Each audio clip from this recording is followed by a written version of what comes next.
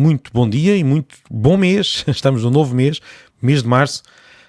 É comum dizer-se, o tempo está a passar muito depressa. No caso de fevereiro, de facto parece que passa mais depressa porque tem menos dias. Este ano teve um dia a mais do que é normal, mas a verdade é que já estamos em março. E hoje queria falar de um livro que não existe, mais um livro imaginário, que a Pilha de Livros de vez em quando tem aqui. Nós temos várias, ou seja, eu aqui neste podcast falo de várias pilhas, as pilhas que estão aqui à minha volta, e estão mesmo, eu estou aqui a fazer a gravação da minha secretária e de vez em quando de vez em quando eu arrumo os livros que se vão acumulando aqui, em várias pilhas à minha volta, são mesmo pilhas a sério de livros. Depois há a pilha imaginária, a pilha daqueles livros que não existem, mas que eu imagino.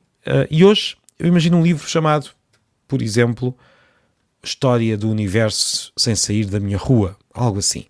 A minha ideia era um livro que falasse de muita coisa, que fosse...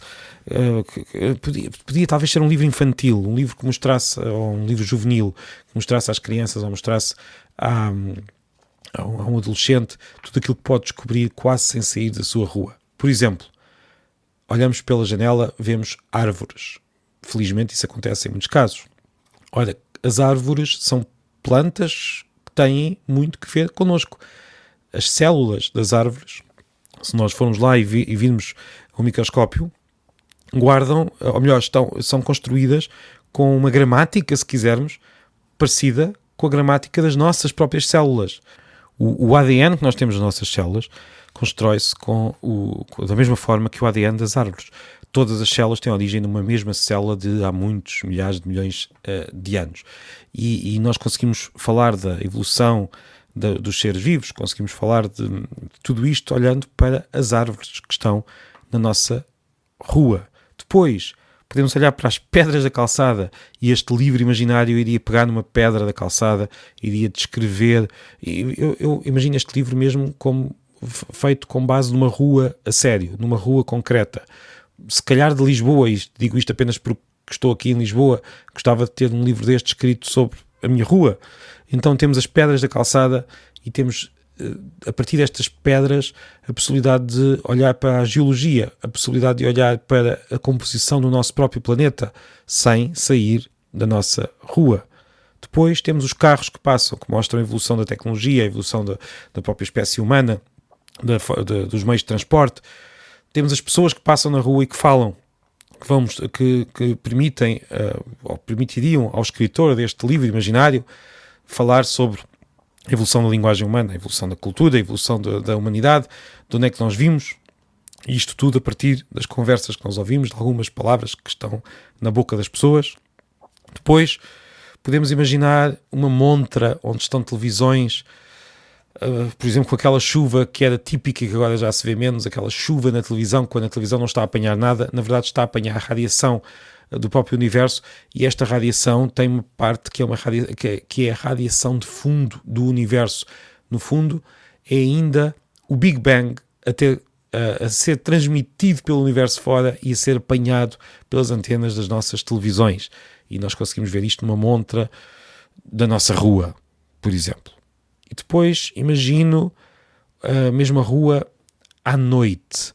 Imagino alguém olhar para o céu e a ver as constelações e a ver as estrelas e a explicar a quem está a ler o livro que sem sair da sua rua é possível à noite olhar para o céu e ver o passado das estrelas e ver o universo que nós já conhecemos relativamente bem, mais do que se calhar nós pensamos.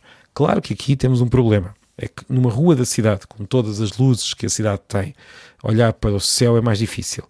Temos mais dificuldade. Mas temos sempre a Lua. Temos sempre uma ou outra estrela que, no fundo, as mais brilhantes são, na verdade, os planetas. Temos os telhados das casas.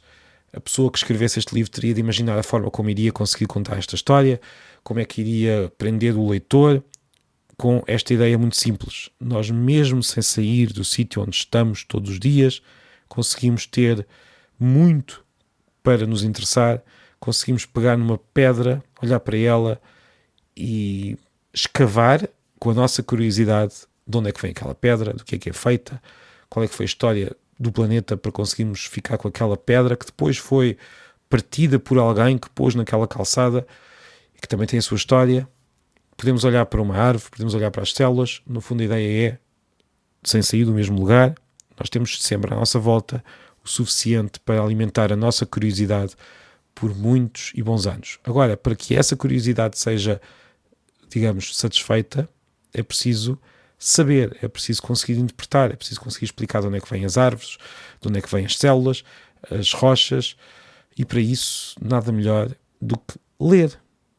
É nos livros que está, no fundo, tudo isto que nós podemos encontrar nas pedras, nas estrelas, nas árvores.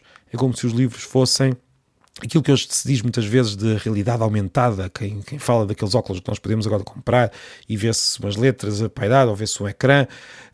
Há poucas semanas saiu um muito famoso da Apple. Tudo isso é muito giro, mas o que eu quero dizer é que os livros, no fundo, dão-nos por si só, os livros que nos transmitem conhecimento e que nos ensinam, dão-nos por si só esta realidade aumentada em que nós podemos olhar para as coisas que estão à nossa volta e podemos ver muito mais do que a superfície dessas coisas. E pronto, ficou aqui um livro imaginado que é este livro que podemos chamar a História do Universo sem sair da minha rua. Muito obrigado. Desejo-vos um ótimo fim de semana e desejo-vos um ótimo mês de março, que é o mês em que começa a primavera, e isso lembra-me que também neste livro podíamos falar das estações que passam na rua. Nós olhamos para a rua e vemos as folhas das árvores a cair, a renascer. Isto também pode ser um capítulo do livro, lembrei-me agora. Muito obrigado e até segunda.